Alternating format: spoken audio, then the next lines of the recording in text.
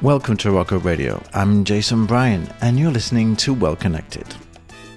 It's been a year since we started ROCCO Radio, and so far we've interviewed over 40 subject matter experts in their field, in 6 different types of radio show.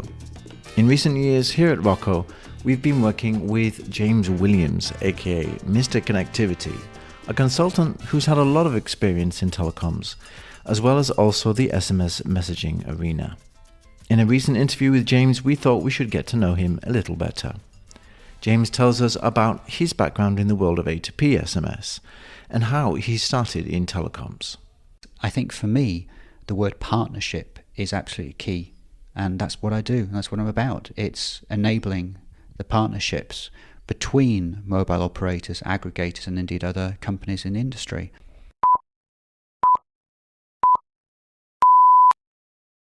Well, I'm here with James Williams, MrConnectivity himself. And since I work very closely with James, it's important to know his history a little bit better. And therefore, I'm very pleased to be here with James and to try and understand how he got into telecoms.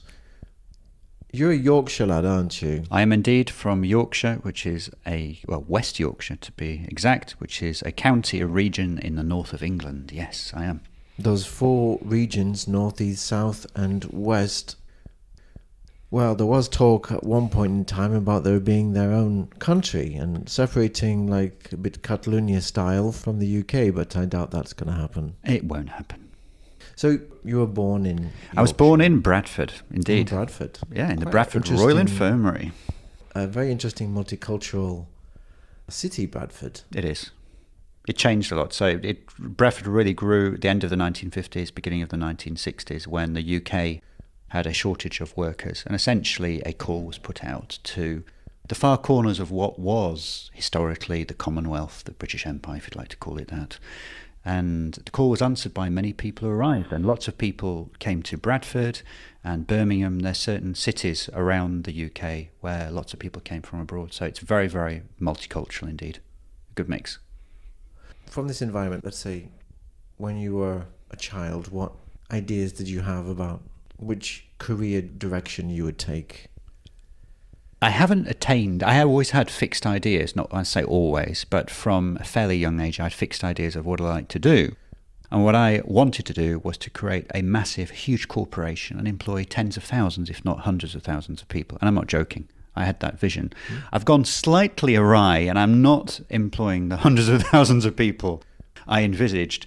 But at the end of the day, as you get a little bit older, you think, what's important to yourself in life? And you have to enjoy what you do. It's a total cliche, Jason, but you absolutely have to enjoy it.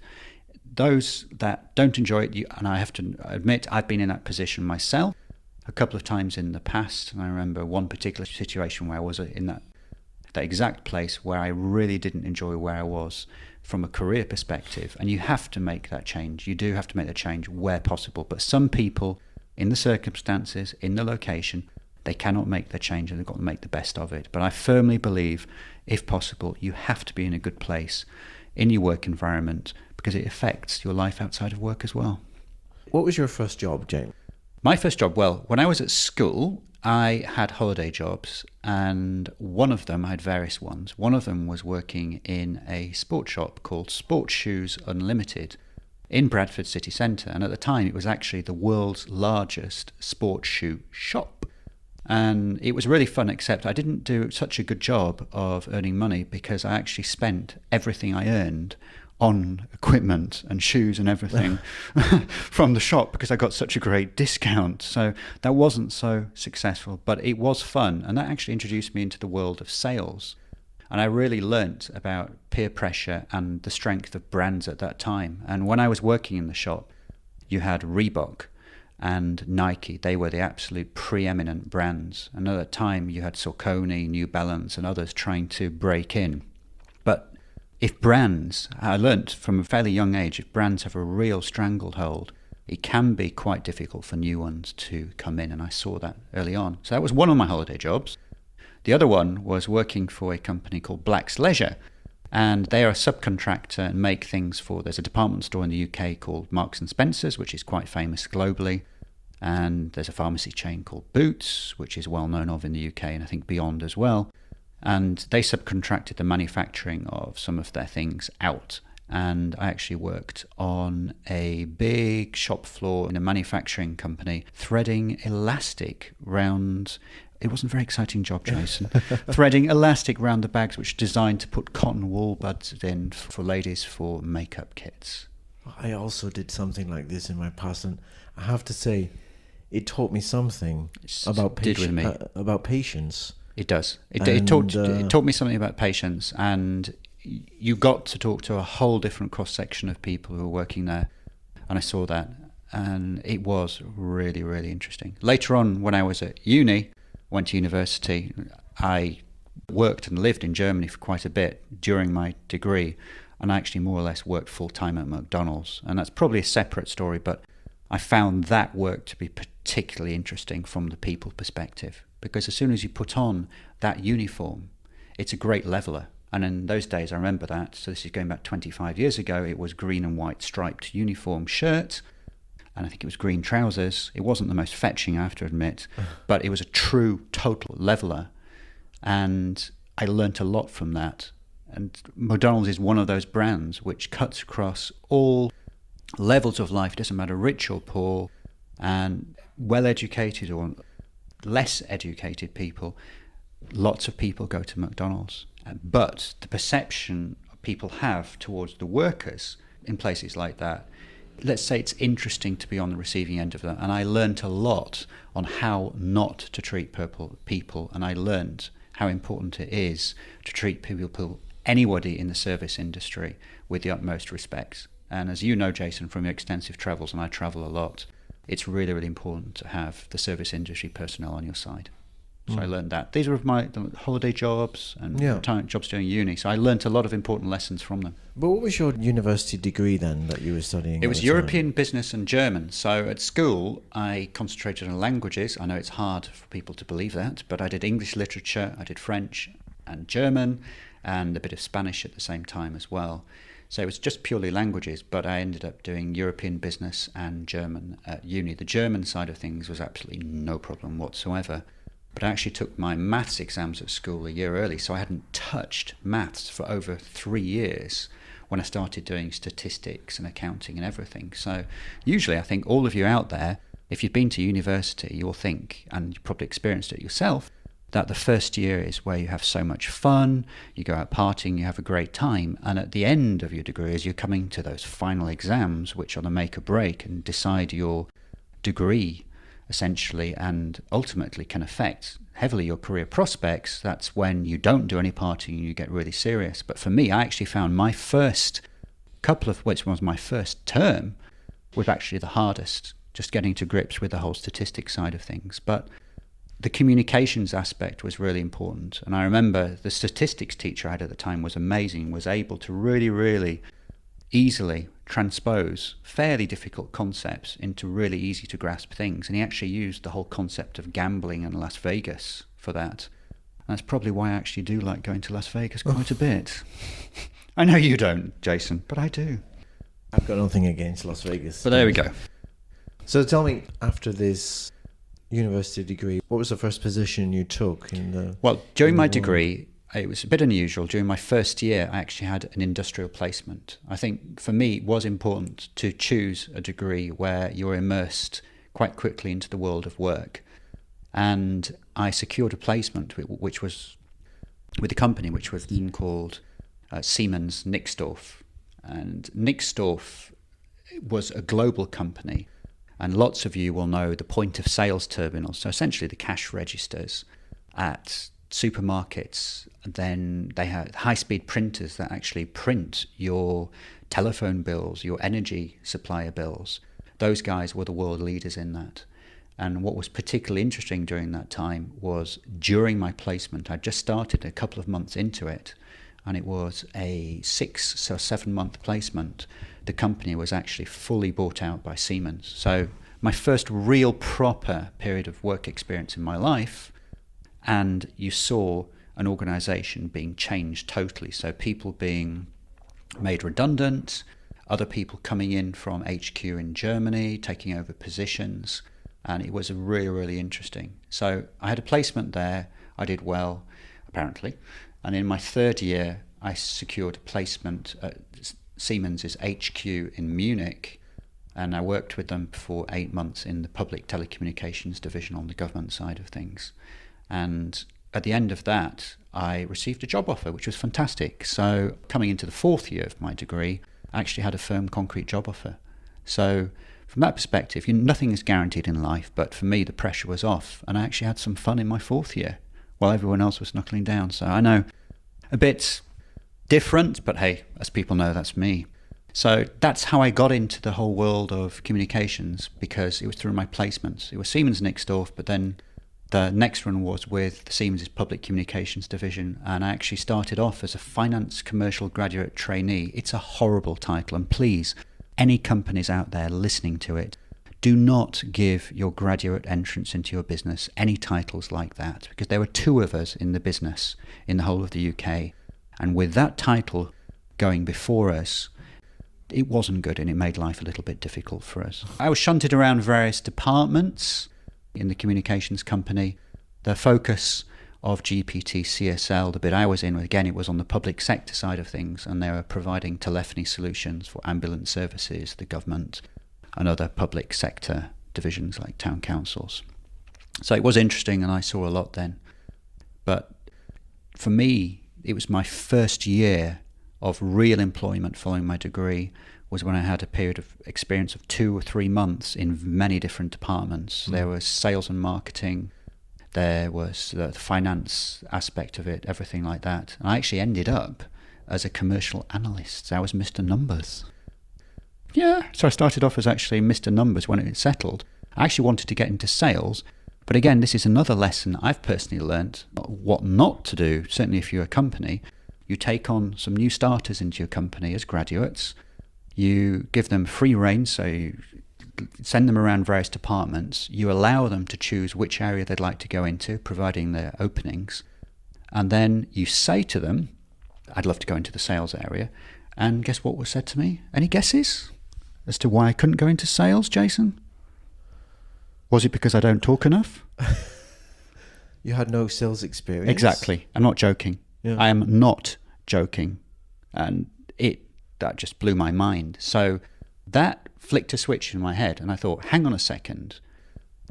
I haven't got the sales experience. Okay, so what do salespeople do within the company? They've got a base amount of product knowledge. They have essentially the presentation skills, because presenting and teaching, I know, are 2 very different things, but they've got the presentation skills, they've got some product knowledge. So I haven't got the sales experience, but let me get the skill set up. And part of my job was coordinating the implementations of things.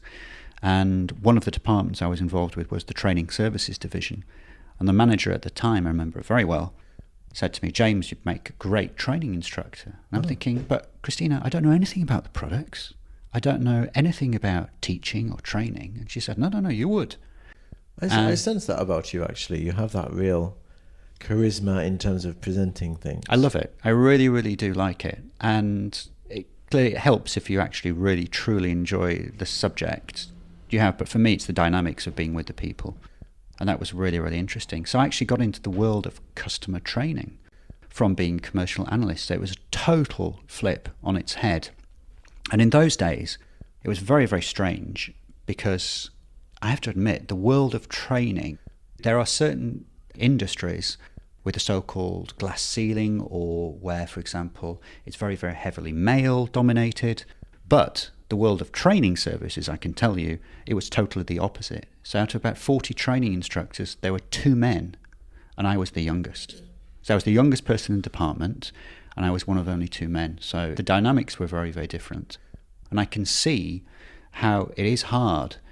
And I know there are many different people involved in the world of telecoms who are actively promoting women in telecoms, and I think so they should. You should not have this situation where a particular job is, no, that's for a man, or this is for a woman. But certainly back then, training was very, very much female-dominated. But I learned a lot from my training days.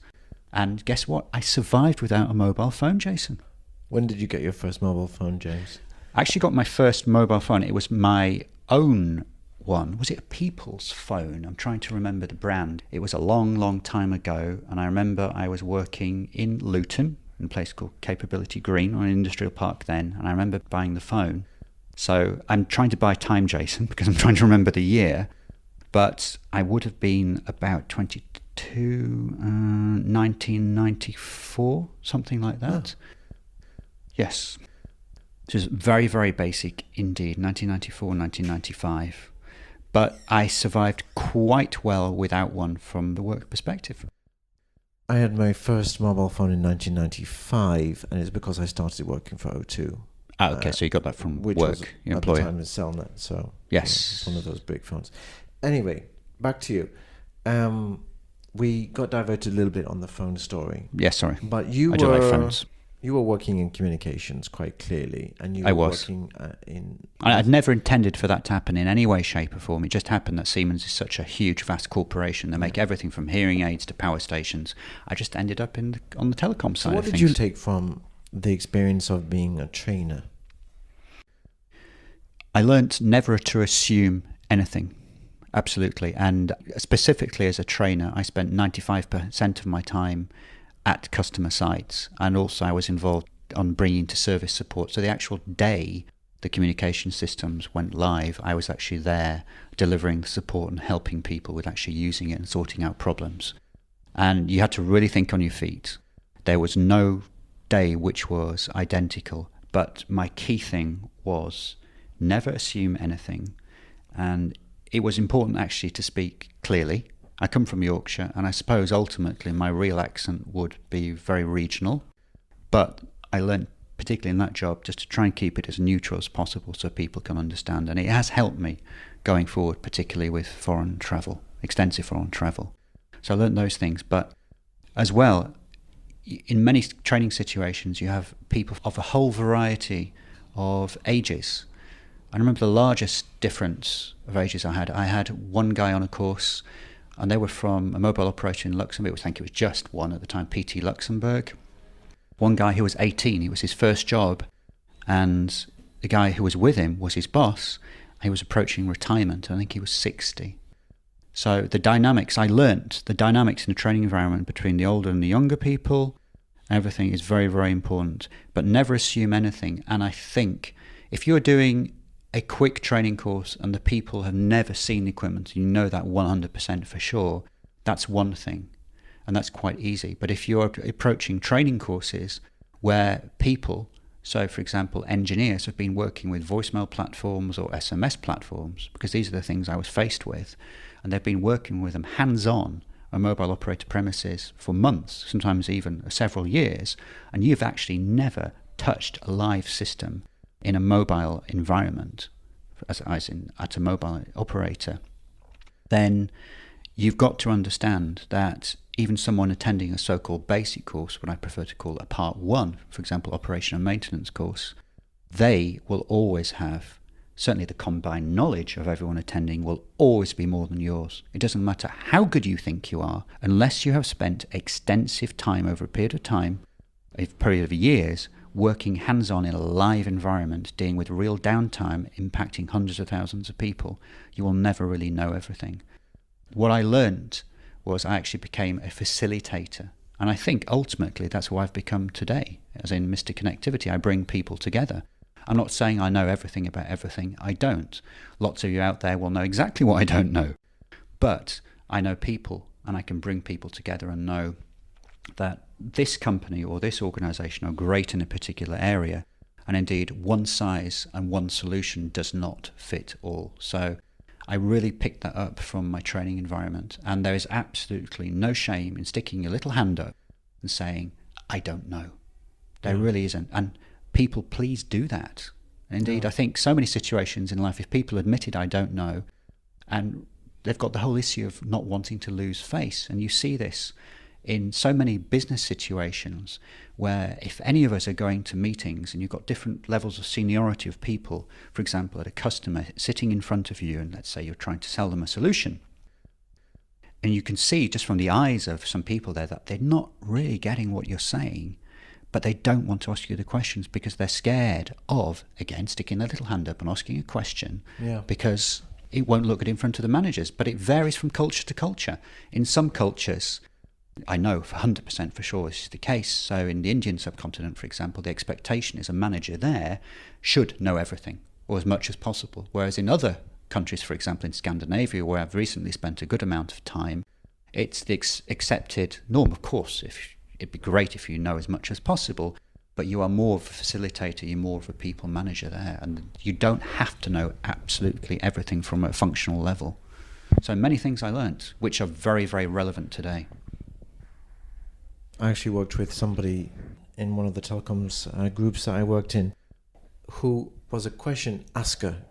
She loved to ask the questions, and she was not at all intimidated by asking what others might perceive to be very simple questions.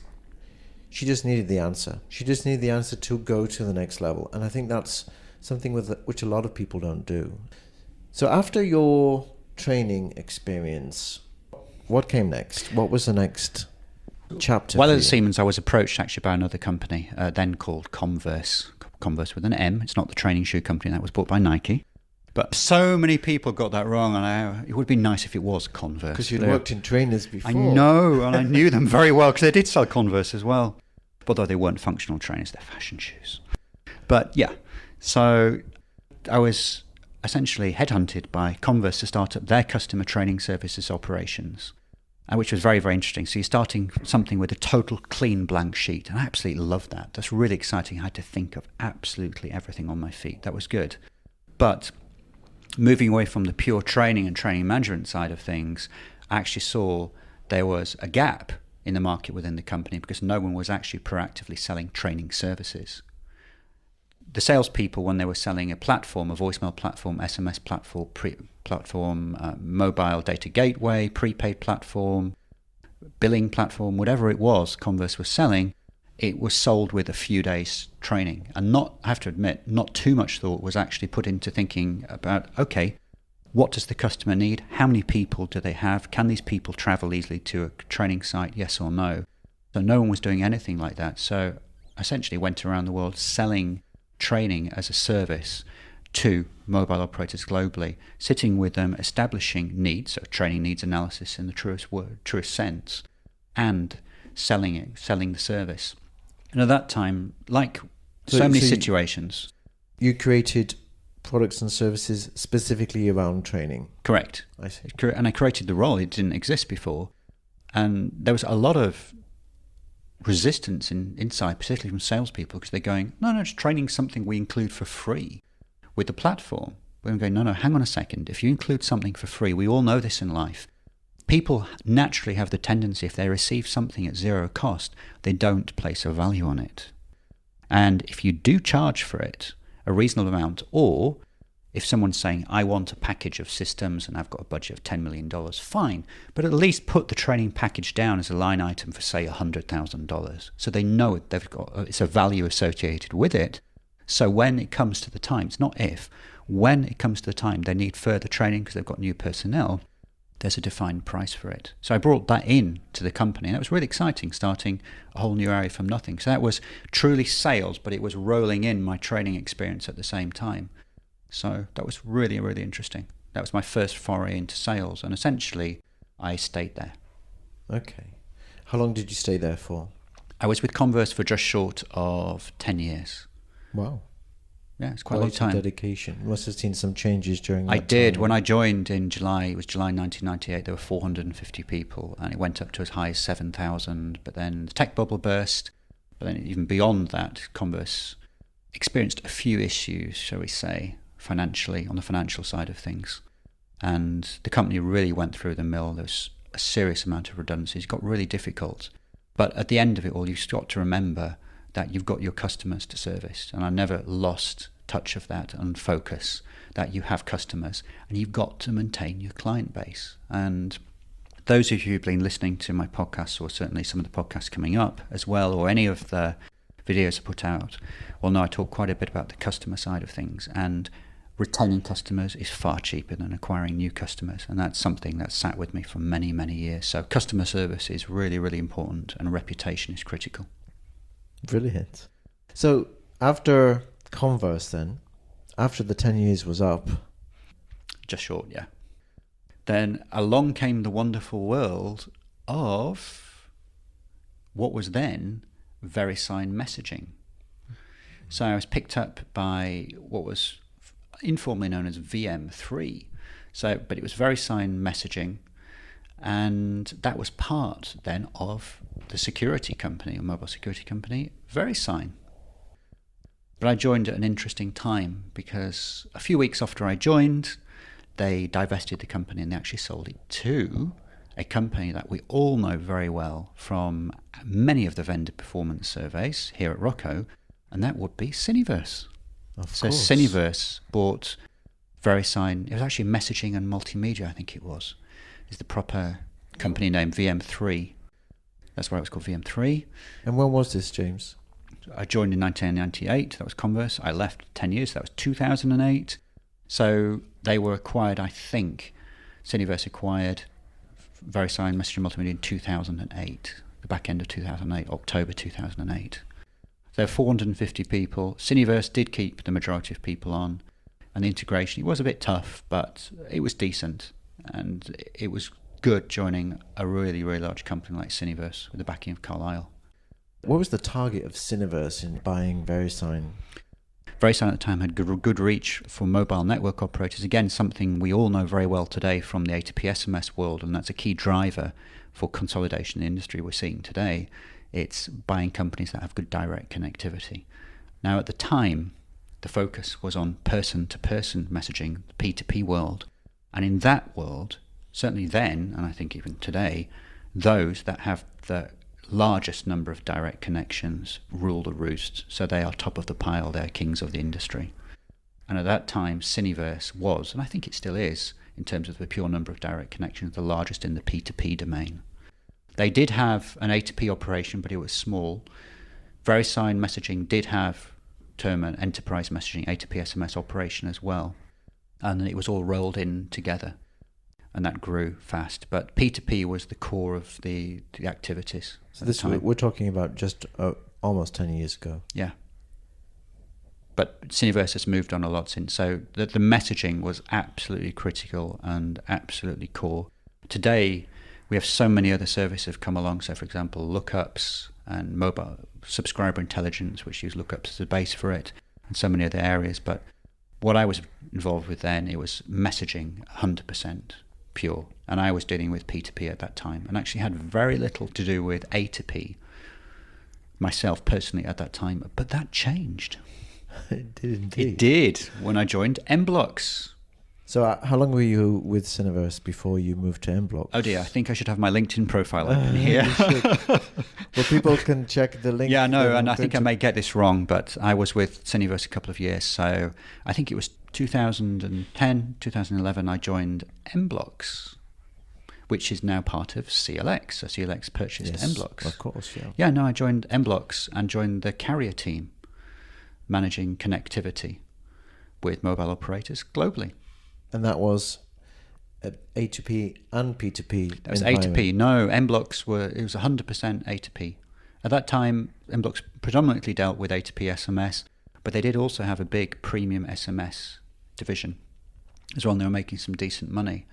But you'll know, a lot of you that have been recently more involved in the direct world of direct carrier billing, and that is inextricably linked with premium SMS, because many services such as ringtones and things like that can actually be purchased using premium SMS. So premium SMS is still around, but the rules and regulations around it have increased considerably. And indeed, it was exactly this that happened in America and some other countries that made it quite difficult for some domains to remain, let's say, firm in terms of revenue with PSMS. It was difficult. It was a difficult world for a period of time. So we're talking about around 7 years ago, you were with M-Blocks. Yes. And what was it like in M-Blocks? What was the A2P world like at that time? It was really, really growing fast. It was absolutely dynamic. M-Blocks, I was based out of the UK, but M-Blocks had a big presence in the US because the company had amalgamated with an American company as well. So there was a big presence in the US, and they were strong in the US. ultra strong carrier relationships in the UK and in the principal countries within Western Europe, a good presence in Singapore and Australia as well, of course other countries globally, but principally it was the US, UK, France, Germany, Spain, Italy, etc., Sweden as well, and Singapore, Australia. Those were the principal areas of focus, I would say. And it was big, it was growing, has some fantastic enterprise clients, and I really saw that enterprise was what was growing the business. We had a wholesale operation, and it's really interesting, the A2P SMS business, because so many of the people I worked with, my colleagues at M-Blocks, are in different parts of the business. So in recent trade fairs and industry meetings I've been to, I see people, ex-M-Blocks people, who are now with VU. You have ex-M-Blocks people in what is now Vonage, so what was Nexmo, and so many other companies in industry. And a lot of people actually came through M-Blocks. And if you think about it, you've got Matt Winters, who is the CEO of VU. You have the guys who set up CLX. You have Tony Jamu over who set up Nexmo, was bought by Vonage, and other companies. And you could say me as well. And what we all have in common is we went through M-Blocks. And so it was an environment of thought leaders or innovators in the it really, really was. And a lot of it was driven by Andrew Budd. And Andrew Budd, I think, is he the chair emeritus of the Mobile Ecosystem Forum today, I think. And Andrew was the chair. He was the founder of M-Blocks, and he was the chairman of M-Blocks at the time I was there. And he was in the office fairly regularly, a couple of times a week. And if you got the opportunity to sit opposite him, you could have some really decent chat. It was very, very entrepreneurial and very, very interesting environment at that time. Who were the competitors of M-Blocks at that time, would you say? CLX, yeah, who actually bought them. Yeah, so actually the majority of the, if you would call it, the usual suspects, there was Infobip was around, and many of the aggregators we know today and that appear regularly in our A2P SMS vendor performance surveys here at ROCCO were in existence at that time. Many of them at exactly that time.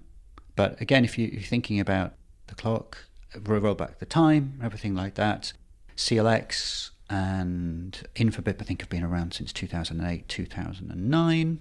So something around that, like that. So actually M-Blocks did have a head start, and actually I think there's only one other aggregator that was set up directly to deal with just A2P SMS that is older, just A2P SMS, that is older than M-Blocks, and that is Dialog, who was also bought by CLX. Yes.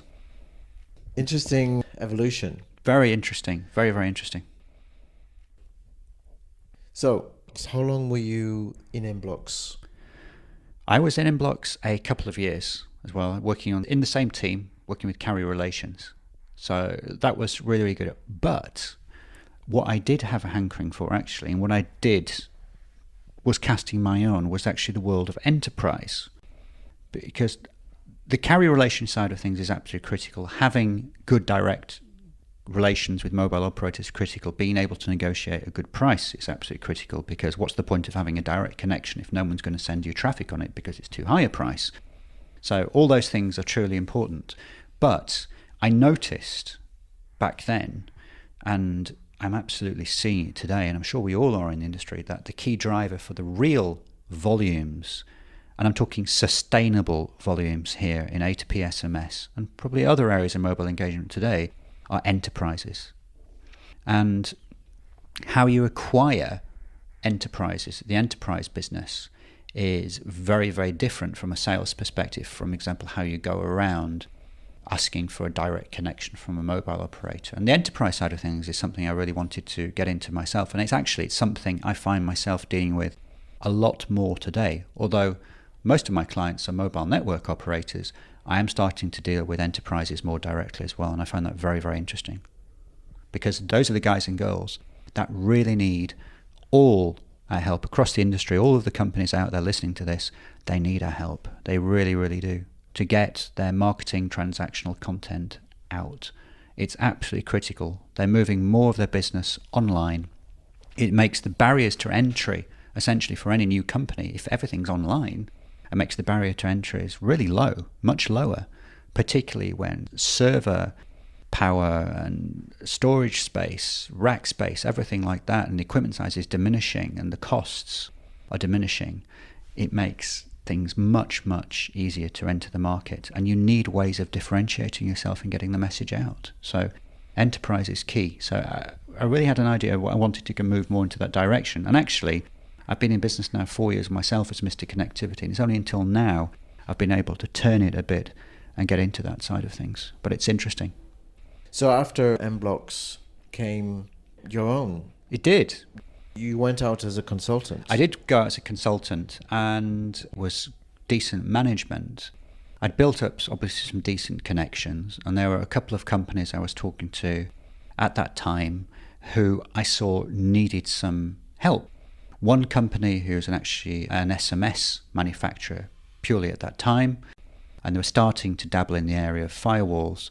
They were very much approaching the industry from, hey, we're leaders in technology by our equipment perspective. And actually, the sale, when you're thinking about an SMS firewall and anything in our A2P SMS industry when it comes to the monetization of things, it's not a pure technology sale. It's a given that the technology is good and stable and you're keeping up with the latest threats, for example, when you're talking about anything anti-spam or SIM farm elimination related. That's kind of given, but you've got to be good at that.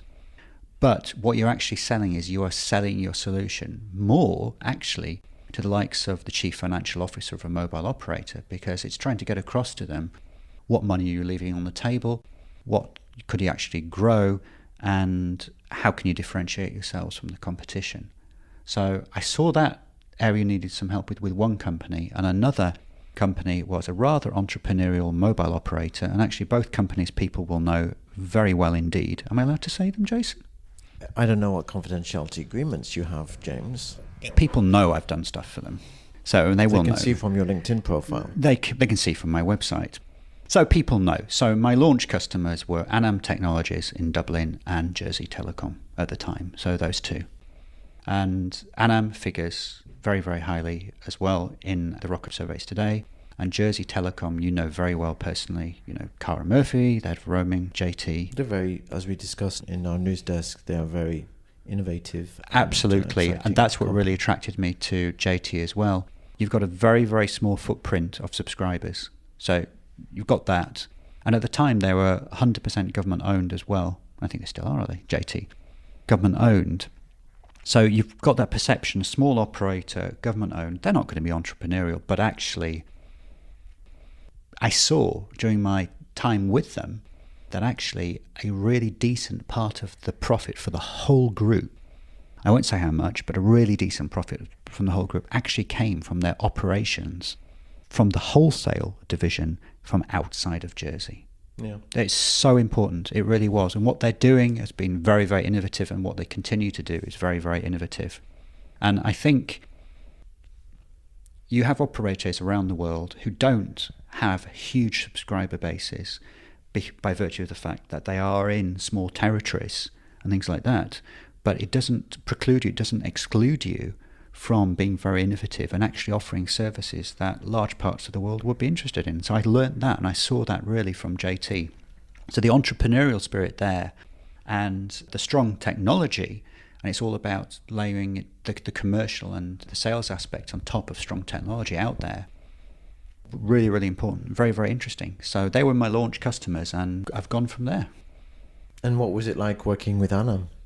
Anam, based in Dublin, I think for me, I find it mind-blowing, but it's amazing if you think of how many technology companies, certainly telecoms related, are based in Ireland. From Dublin, yeah. Yeah, based in Dublin. Absolutely amazing. They are truly entrepreneurial. And I know actually a real good reason as to why Irish companies are very, very successful, apart from their attitude and how entrepreneurial they are. And the Irish people are known for their friendliness globally. We all know that. If you just think about how many countries around the world have an Irish pub, it's unbelievable. Yeah. I've been to Mongolia and visited a mobile operator there. Where did they want to go for a drink or eat? Tell me. The Irish pub in Ulaanbaatar. It gives you an idea of the friendliness. But the Irish government there are doing a very, very good job on the trade and export side of things, of helping companies in Ireland punch way above their weight. And I think many governments around the world and the export bodies can learn a thing or two from what the Irish are doing. And they've been very good with that. But my time with Annan was very, very interesting. They're a very, very fast-growing company, very fast-growing. And also, just to mention, Adaptive and Celicis, of course. Correct, Irish. You've got OpenMind in Ireland as well. You've got OpenMind there based in Dublin. You've got so many others. Yeah. And they've been there for such a long time. And they're very, very innovative. So it is a hotbed of talent.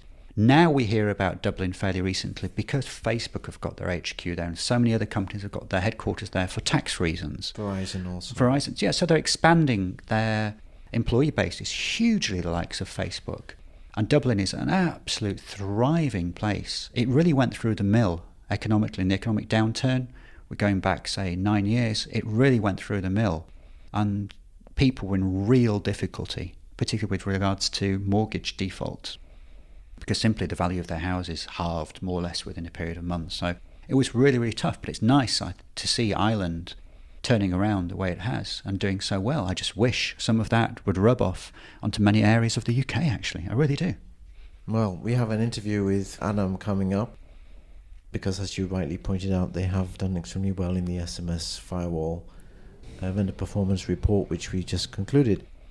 Back to you, James. So what would you say are the lessons you learned from your consulting experience as MrConnectivity? You've had so many different kinds of clients and so many different wide experiences. What would you say is putting you on the spot here, but you are the major lesson that you have learned, because it's not easy having your own business? I think the major lesson I've learned, if you're talking from my client's perspective, is, again, it goes back to my first, I think one of the first things I said towards the beginning of this interview, never assume anything. I've seen so many times where from the outside we look and we stare at the huge glass offices companies have, the thousands of personnel, and our assumption is, wow, these guys and girls at this company, they must be so lucky, they've got all this resource, they've got all this money and budget at their fingertips, they must be able to go into any new area of the industry or any industry and make a success overnight. It is just not true. And because a company is of a certain size, it doesn't mean they do or are able to put focus on a particular area. And of course, my chosen specialist subject is A2P SMS and mobile engagement. So I've done work with some mobile operator customers, huge customers, millions of subscribers in one country or across their entire footprint around Europe or globally. And there may just be 2 or 3 people dealing with everything A2P SMS, mobile payments related. So it's mind-blowing. Whereas you can have smaller operators, again, not wishing to big up JT too much, but who understand and get the opportunities, and they have the same number of people, or in fact more in some cases, dealing with that area and making a great success of it. So I've seen that. So the size of the company does not bear any relationship with how successful that company in our area of this business, put it that way, because of the economies of scale you're thinking and everything like that. We're not talking about online sales of books or anything like that, where you've got the Amazons, the Alibabas of the world, and of course economies of scale are really, really important. We're not talking about that. It's very, very different. So that's what I've learned. Never assume the size of the company. Never assume a company like that has the expertise. But also never assume because a company is smaller or because it's located in a particular place, they're not going to be good at being able to do something. They are, and they absolutely are. And we see this in the world of A2P SMS regularly. And indeed, in one of my podcasts, I talk about the structure of the A2P SMS industry and aggregators. And we've mentioned during this interview already, CLX, we've talked, there's Infobip around with all the usual suspects, but there are so many aggregators around the world who are huge, bigger in terms of number of personnel than CLX and many, many other companies globally. But they have a very, very concentrated focus on perhaps one country, for example, the USA, and they execute that brilliantly and very well. And they go about it, don't make much fanfare. You don't see them at the GSMA WAS meetings, for example. You don't see them at the World Wholesale Congress in Madrid or other countries. You don't see them at these things. They just go about and get on with it. And it's important to understand that any company, potentially, doesn't matter how big or how small, but in our business, or particularly the business I'm in, the mobile engagement business, they can be super successful and have a really dominant position in the country, and they don't need to be huge. A lot of it comes down to the personal relationships with people you have in the mobile operators. Because you know, Jason, I'm sure from all your experience in the roaming world, it's like a very tightly knit family. Yeah. Nothing can be more easily explained than that. It's a family. It's around 2,000 to 3,000 people who happen to know each other extremely well, and they don't really move from industry to industry very typically. So No. You will meet people that you've known for a long, long time, and they're simply working in a different company, but they're working on the same thing. Yeah, it is interesting.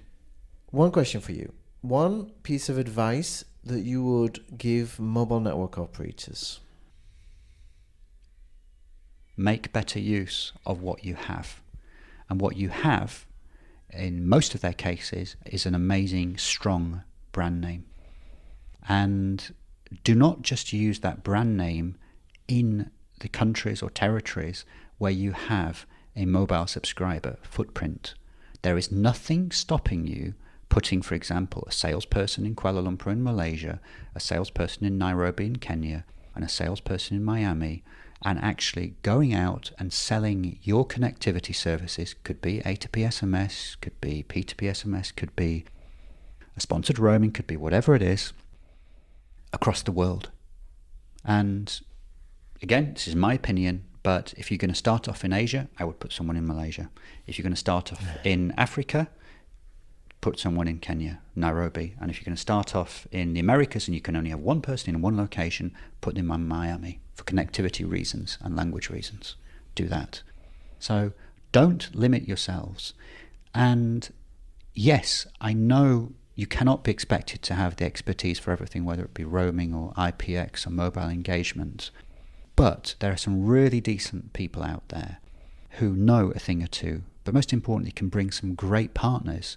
And I know you guys out there at mobile operators are under some severe pressures in terms of budget. You've got the capital expenditure of investment in LTE 5G networks. You've got so many other pressures, and I'm 100% aware of that budget and people resources are so pressed and squeezed. And of course, at the end of the day, many of you are public companies and you've got shareholders to answer to. So I'm aware of that. But there are so many ways of doing things which don't involve upfront capital expenditure. So you can do revenue shares with people. And I think for me, the word partnership is absolutely key. And that's what I do. That's what I'm about. It's enabling the partnerships between mobile operators, aggregators, and indeed other companies in the industry. So because you could view aggregators as a competitor to mobile operators, let's say in a particular country, let's say the UK. I'm from the UK, and we've got mobile operators in the UK. Yes, the aggregators there are competing for the enterprise business for A2P SMS against the operators. But if an operator has a super strong brand name, but the operator doesn't have the number of people, the support, the knowledge behind them, what's stopping them from partnering with an operator? It's an absolute win-win, and it absolutely benefits the enterprises at the end of the day because they're being offered solutions which one or either of the partners, i.e. the aggregator on its own or the mobile operator on its own, will not be able to offer.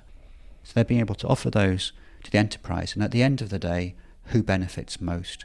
It's you and me, it's our family, it's our friends, it's our partners with a mobile phone, or anything who are dealing with content, on the receiving end of content in particular, whether it's marketing or transactional. And I think throughout my career, and from day one, and even though telecoms and the mobile environment, it's not what I ever thought or dreamt about getting into, but it's what I enjoy and where I've been in for many, many years, it impacts positively, if done correctly, every single person on planet Earth. It doesn't matter how young or old, in which country. And that is what I find exciting. And personally, that's what drives me, because I find mobile telephony magical. Absolutely magical.